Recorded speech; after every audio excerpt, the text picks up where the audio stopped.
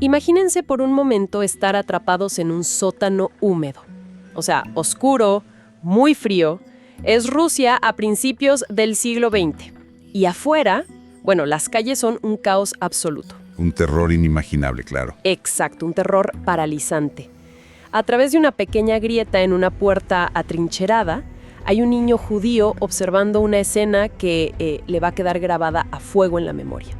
Escucha los disparos secos, el crujido de los cristales rotos, los gritos de sus vecinos. Y su madre ahí con él, ¿no? Sí, su madre a su lado, susurrándole con un terror tremendo. Han lanzado una piedra. Y fíjate, lo que hace que esta escena sea tan profundamente perturbadora, o sea, no es solamente la violencia desatada de este pogromo. Sino quienes lo estaban haciendo. Exactamente, lo verdaderamente escalofriante es la disonancia cognitiva de la turba. La gente que está atacando a su pueblo, saqueando, destruyendo sus hogares, marcha por las calles cantando himnos solemnes. ¡Qué locura! Alzando símbolos religiosos gentiles. Tal cual. Están justificando masacres en nombre de una religión que supuestamente proclama el amor. Esa imagen, bueno, es desgarradora a un nivel visceral.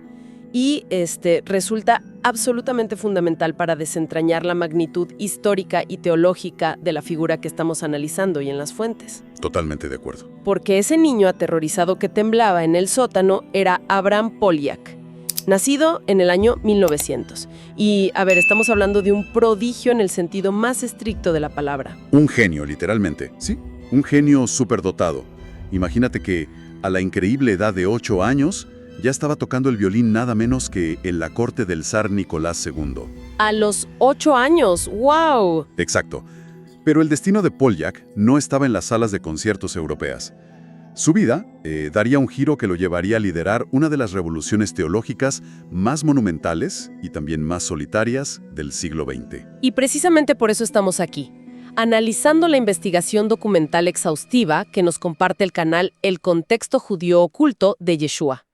El objetivo de este análisis profundo, este documental inmersivo, es, digamos, sumergirnos en cómo un solo hombre logró desenterrar la Emet. La verdad pura. Exacto, la verdad pura bajo siglos de escombros históricos.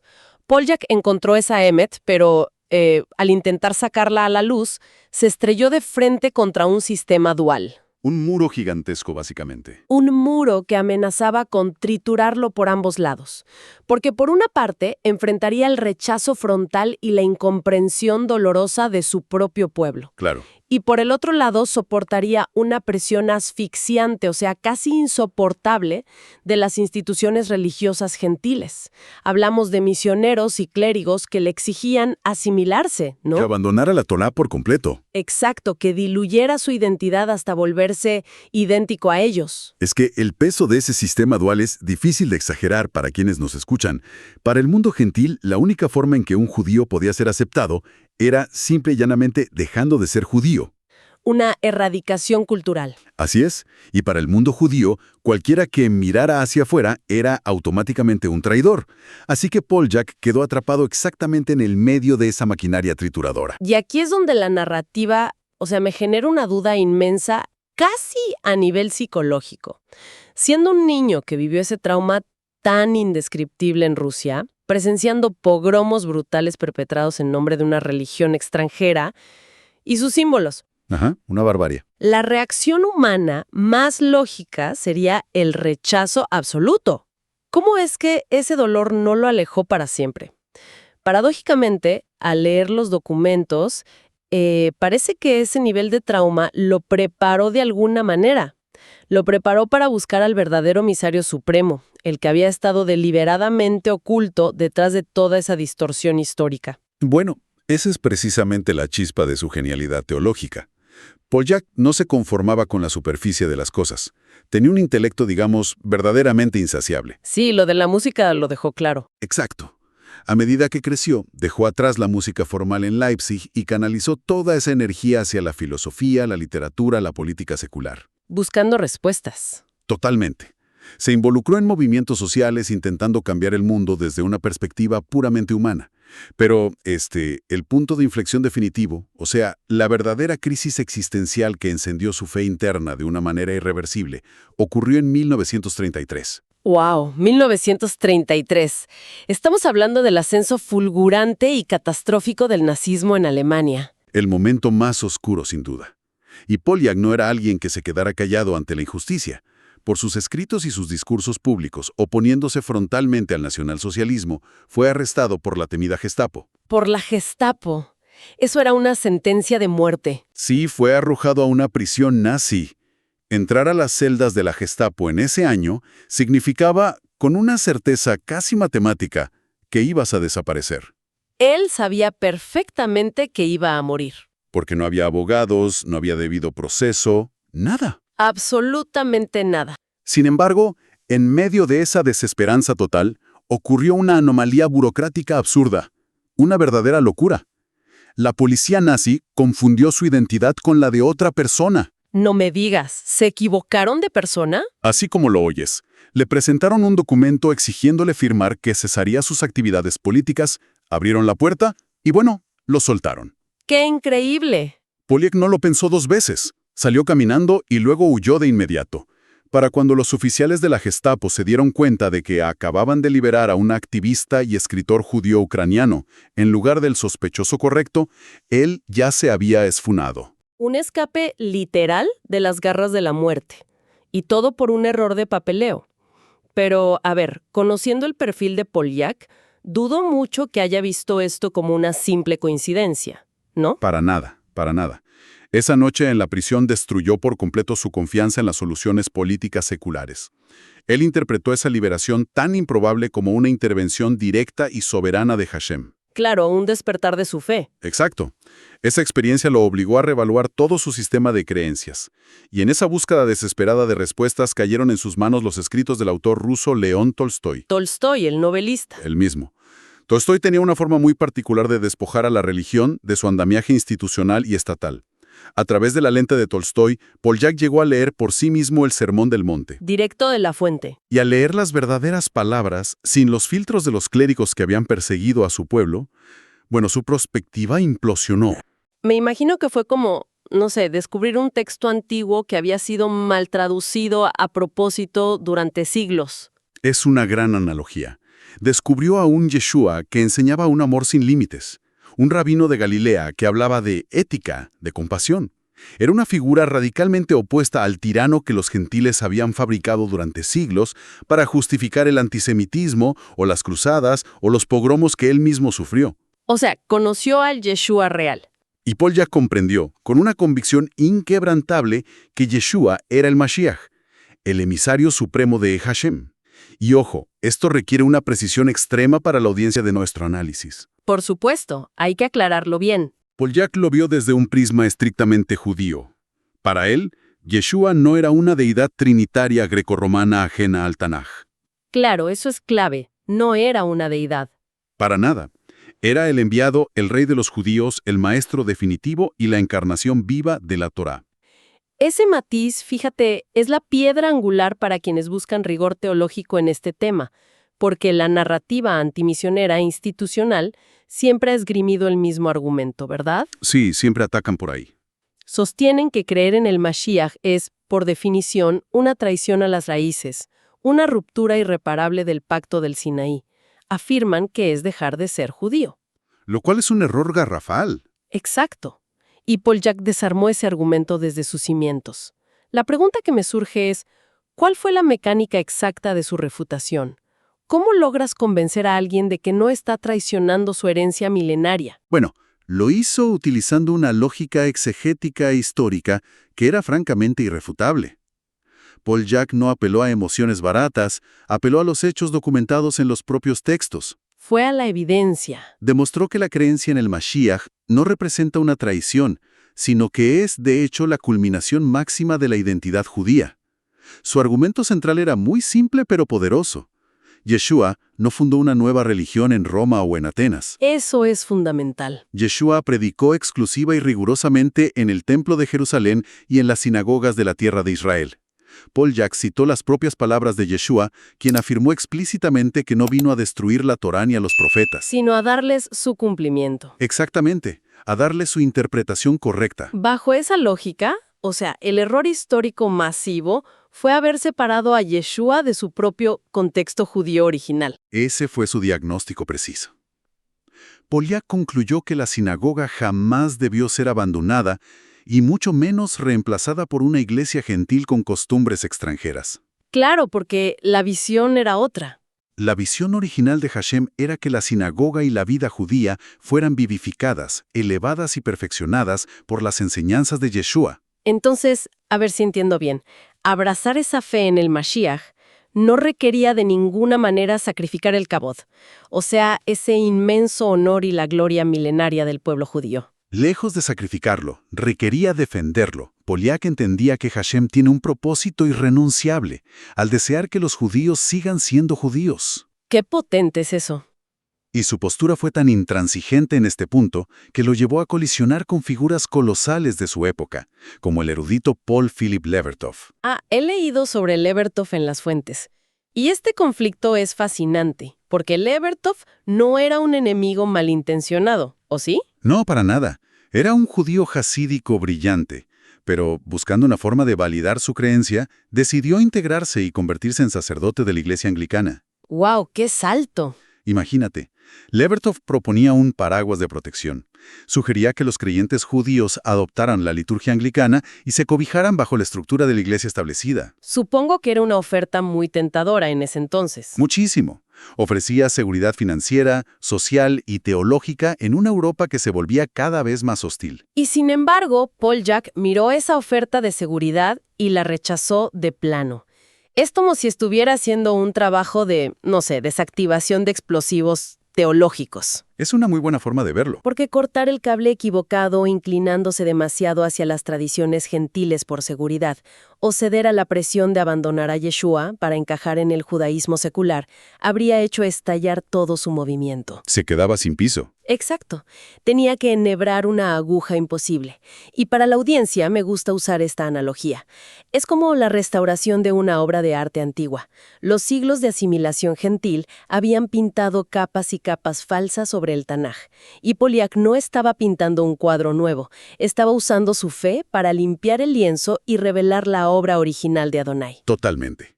Esa tensión que describes es el motor de toda su obra. Poljak exigía una comunidad judía total y absolutamente independiente. Sin concesiones. Ninguna afiliación a denominaciones gentiles. Y para cristalizar esa independencia, adoptó un emblema pionero que, como era de esperarse, causó un revuelo tremendo. Me imagino. ¿Cuál era? La cruz ubicada firmemente dentro de la estrella de David. ¡Wow! Un símbolo que visualmente provoca un cortocircuito en cualquier persona acostumbrada a ver esas dos figuras como enemigas mortales. Y esa era precisamente la intención. La profundidad teológica de ese emblema radicaba en que no anunciaba el nacimiento de una nueva secta sectaria. Era el manifiesto visual de una reforma interna. Una declaración de principios. Para Poljak, demostraba que el madero de ejecución de Yeshua no es un cuerpo extraño impuesto por Europa. Está intrínsecamente contenido dentro de la esperanza mesiánica, el sufrimiento histórico y la identidad inalienable de Israel. Son conceptos inseparables en la mente de Adonai. Pero claro, formular una arquitectura teológica tan sublime en el escritorio de un estudio es un desafío. Sostener esa misma teología, mientras el mundo entero se desmorona a tu alrededor y se precipita hacia el siglo más sangriento de la historia humana. Bueno, eso ya es otra escala. Exacto. Es un nivel de prueba completamente distinto. La visión teórica de Poljak no tardó en chocar brutalmente con la realidad geopolítica de la Segunda Guerra Mundial. Fue sometida al crisol absoluto, sin duda.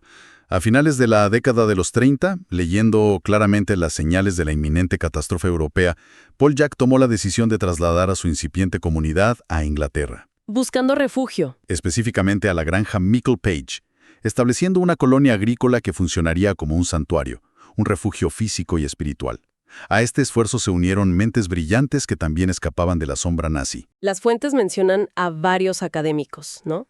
Sí, individuos del calibre del aristócrata Albert von Springer y la destacadísima historiadora del arte, la doctora Agnes Wallstein. Y aquí es donde los libros de historia te arrojan una de esas ironías que parecen ficción.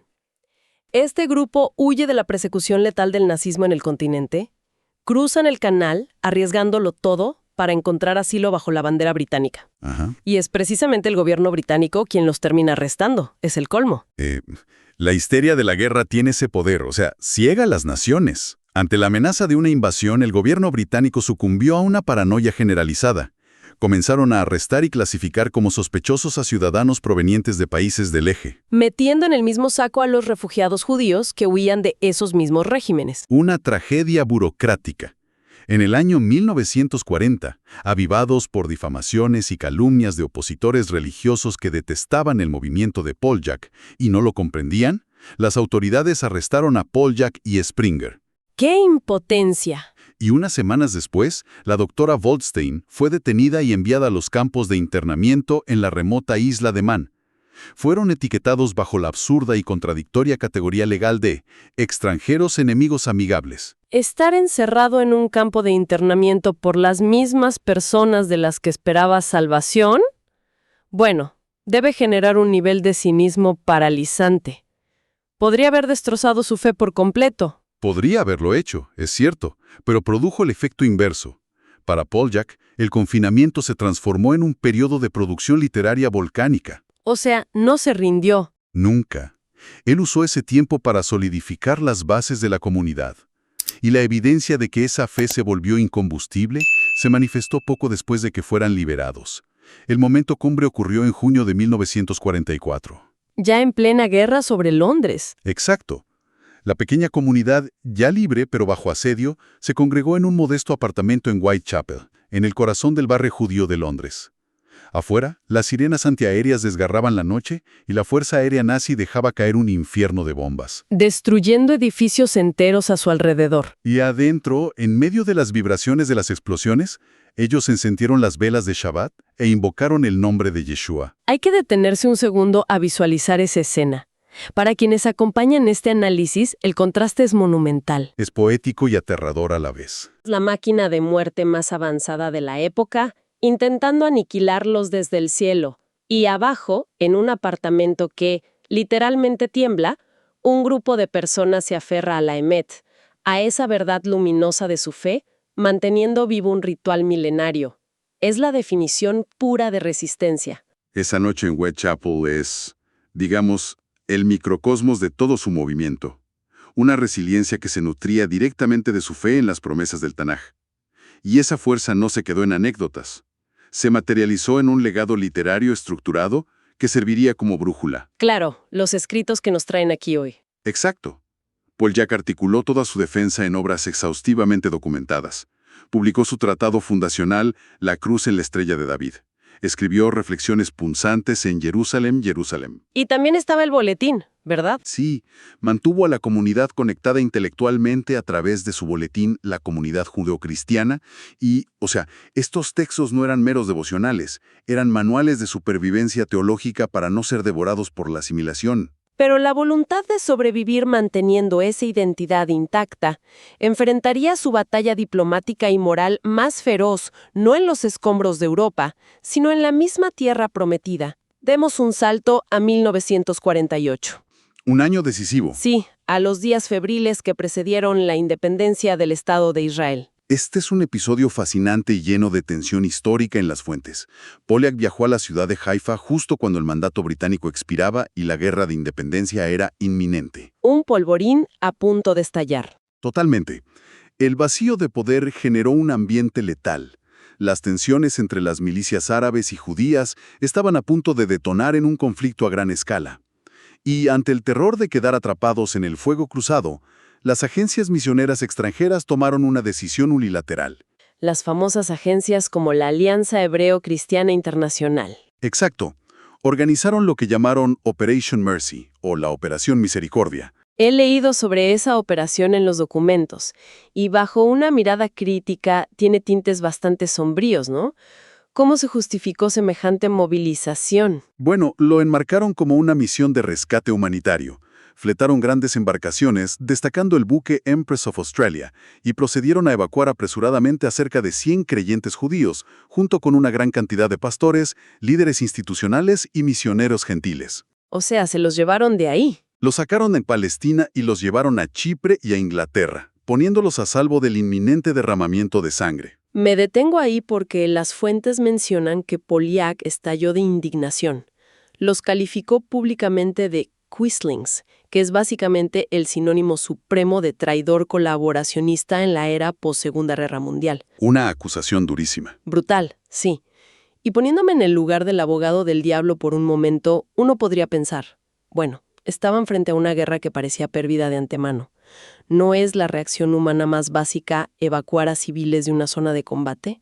¿Por qué Polyak fue tan implacable y severo en su condena hacia personas que, al fin y al cabo, solo intentaban salvar sus propias vidas? Tu pregunta toca el nervio central de su filosofía. Fíjate, para Polyak esto no era solo una cuestión de supervivencia física. Era una prueba de legitimidad espiritual y nacional. Una prueba de fuego. Él presenció la partida de esos barcos desde las alturas del Monte Carmelo con profunda repulsión, porque su argumento era innegociable. Un verdadero creyente judío en el Mashiach tiene la obligación sagrada de compartir el destino histórico de su nación. No puedes huir cuando las cosas se ponen feas. Exacto. Sostenía que salir huyendo despavoridos en el preciso instante en que Hashem estaba resucitando milagrosamente el Estado de Israel equivalía a una bofetada al Creador, demostrando una total falta de confianza en sus promesas. Era la hipocresía institucional lo que lo enfurecía, claro. Así es. Polyak señalaba a esos líderes gentiles que llevaban décadas recibiendo generosos estipendios y predicando sermones grandilocuentes sobre ser fieles hasta la muerte. Pero a la hora de la verdad, En cuanto sonó el primer disparo real, usaron sus pasaportes extranjeros y su influencia logística para huir. Polyak argumentaba que si el incipiente movimiento quería tener una onza de legitimidad moral y de respeto ante el resto del pueblo judío, sus miembros tenían que quedarse. tenían que sufrir con su pueblo. Tenían que empuñar las mismas herramientas, sufrir el mismo racionamiento, derramar la misma sangre y confiar ciegamente en el amparo de Adonai. No existe el privilegio de afirmar que eres la plenitud de Israel y luego abandonar a tus hermanos en su hora de mayor agonía. Es una filosofía de resistencia bidireccional implacable. Es que, piénsalo, por un flanco resistió el totalitarismo aplastante de los nazis y la torpeza paranoica de los británicos. Ajá. Y por el otro flanco resistió la supuesta misericordia de los misioneros institucionales que en el fondo querían extirparlos de su tierra y de su lugar legítimo en la historia. Fue ese doble rechazo a comprometer sus principios lo que sentó las bases para que hoy miles de personas puedan reclamar su fe en Yeshua sin la exigencia de renunciar a su judaísmo. Y fíjate que Polniak sabía que, para que su pueblo asimilara este cambio de paradigma monumental, la confrontación directa no bastaba. Necesitaba un método. Diseñó una estrategia de restauración sumamente metódica, algo que hoy catalogaríamos como un enfoque posmisionero brillante, respetando los ritmos ficológicos e históricos, y sometiéndose a los tiempos de Adonai. Desarrolló una pedagogía fundamentada en 7 pasos progresivos. 7 pasos para reintroducir la figura de Yeshua al pueblo judío, ¿verdad? Exactamente, rechazando de tajo cualquier forma de proselitismo agresivo. Explorar la mecánica de esos 7 pasos es vital para comprender cómo sanar esa brecha. ¿Cómo desglosó Polyak este proceso de reconciliación histórica? Lo hizo con un tacto casi quirúrgico. A ver, el primer paso no pedía ninguna creencia espiritual. Exigía simplemente dejar de condenar y maldecir a Yeshua como si fuera un apóstata. Un punto de partida básico, de respeto. El segundo paso invitaba a la academia y al pueblo a investigar a Yeshua como una figura histórica real y documentada de la Judea del siglo I. Acercarse al Jesús histórico, o sea, al Yeshua real. Sí, el tercero requería dar un paso emocional, reconocerlo genuinamente como un hermano de raza y sangre, arrancándole todo ese ropaje teológico gentil acumulado. Quitarle los filtros. El cuarto paso era elevar su estatus y aceptarlo como un maestro válido y profundo de la Torá. El quinto paso consistía en otorgarle la dignidad y el peso de un profeta de Israel. Ya estamos hablando de niveles muy altos. Y el sexto paso, ya más trascendental, exigía reconocer que Yeshua es, de hecho, la figura central alrededor de la cual gira toda la historia del pueblo judío. ¡Wow! ¿Y el último? Finalmente, el séptimo paso culminaba en la confesión absoluta, reconocerlo formalmente como el rey legítimo y el Mashiach prometido en las Escrituras. Analizando esa progresión, fíjate, el salto del paso 3, que es verlo como un hermano histórico, al paso 4, aceptarlo como maestro de la Torá, Me parece un abismo teológico enorme para una comunidad que ha sido tan lastimada. ¿Cómo esperaba Polyak que la gente cruzara ese abismo sin sentir que traicionaba a sus ancestros? Bueno, la genialidad de los 7 pasos radica en la paciencia infinita. Polyak solía decir que la historia de Hashem no avanza a saltos erráticos. Él entendía profundamente el trauma judío. Porque él mismo lo vivió de niño. Exactamente. Sabía que después de casi 2000 milenios de persecución, tortura y expulsión perpetrada, trágicamente, en el nombre de Yeshua, exigir un salto de fe ciego era un acto de violencia psicológica. La confianza tenía que ser reconstruida milímetro a milímetro. Paso a paso. Al validar primero a Yeshua como un judío leal a la Torá, Polyak desarmaba los mecanismos de defensa mucho antes de siquiera mencionar la palabra Mashiach. A una labor de reconstrucción verdaderamente monumental. Y bueno, aunque Abraham Polyak falleció en el año 1963, liderando a su pequeña comunidad en Mottlingen, Alemania, desgastado físicamente por décadas de combate ideológico. Fue un desgaste tremendo. Sí, pero los cimientos que dejó plantados no desaparecieron. De hecho, al leer las fuentes contemporáneas, es evidente que estamos presenciando el cumplimiento material de esa visión. Es que su salud cedió ante el inmenso peaje de sus batallas, pero su legado germinó de una forma espectacular. Hoy en día, la visión por la que él arriesgó su vida es una realidad palpable. Lo vemos materializado en instituciones como el Bram Center. Nombrado en su memoria, por supuesto. Así es. Establecido justo en el corazón vibrante de Jerusalén. Un espacio tangible donde los creyentes no tienen que esconderse. O sea, estudian las profundidades de la Torá, guardan celosamente el Shabbat y celebran las festividades viviendo plenamente su identidad judía, integrando de forma orgánica las enseñanzas de Yeshua. Pero es crucial entender que este despertar sigue generando fricción. O sea, no es un camino sin resistencia hoy en día. Instituciones como el Bram Center y diversas congregaciones de raíces hebreas enfrentan hoy una oposición implacable. ¿Por parte de quiénes? Por parte de organizaciones ultraortodoxas como el grupo Yad Lachim.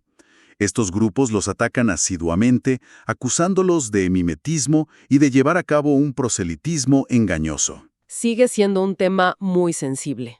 Lo que esto nos demuestra es que la onda expansiva de la revolución que inició Polyak sigue activa, sigue cuestionando e incomodando el status quo en el Estado de Israel contemporáneo, defendiendo a capa y espada el derecho inalienable de creer en el Mashiach sin tener que renunciar al pacto eterno nacional que Adonai estableció con el pueblo judío. Todo este recorrido histórico y documental, la verdad, nos deja con un interrogante profundo. Si pensamos en Abraham Polyak luchando a brazo partido contra la asimilación física y teológica en la década de los 40, rodeado de guerras, de burocracia, es inevitable trazar un paralelismo con nuestra era digital. Es un contraste muy interesante. Porque hoy en día, la presión para asimilarse no viene siempre de un gobierno o de una inquisición armada, viene de un algoritmo infinito. Estamos expuestos a cientos de corrientes teológicas globales y masivas cada minuto. Totalmente. Una asimilación silenciosa. Exacto. Si a Polyak le costó su salud y su libertad mantener esa pureza de identidad, pensemos en el esfuerzo colosal que se requiere hoy para no dejarse diluir por las mayorías institucionales o las tendencias superficiales de Internet. Es un desafío diario para la fe. A menudo, esa verdad inalterable sigue descansando en un remanente pequeño y fiel, en aquellos que se niegan a soltar las raíces hebreas y el mandato sagrado de Hashem sin importar el ruido exterior. Al final del día, volviendo a ese sótano oscuro de su niñez rusa, el mensaje definitivo de Abraham Polyak es que cuando la oscuridad circundante es más densa y cuando las instituciones del mundo entero parecen marchar en la dirección equivocada, ese es precisamente el momento en el que se debe encender la luz de la Emet y mantenerse de pie. ¡Qué gran reflexión! Para quienes nos escuchan, para todos los que están del otro lado y sienten ese mismo llamado ineludible a escarbar bajo las capas de la historia, a cuestionar las tradiciones heredadas y a encontrar la verdad original sin filtros, la invitación es a unirse a esta comunidad de investigación. Así es, hay mucho por descubrir. Profundas. Y antes de cerrar este análisis, queremos dejar la conversación abierta para que participen. Vayan a la sección de comentarios y respondan a esta única pregunta. ¿Quién es el verdadero emisario para ti?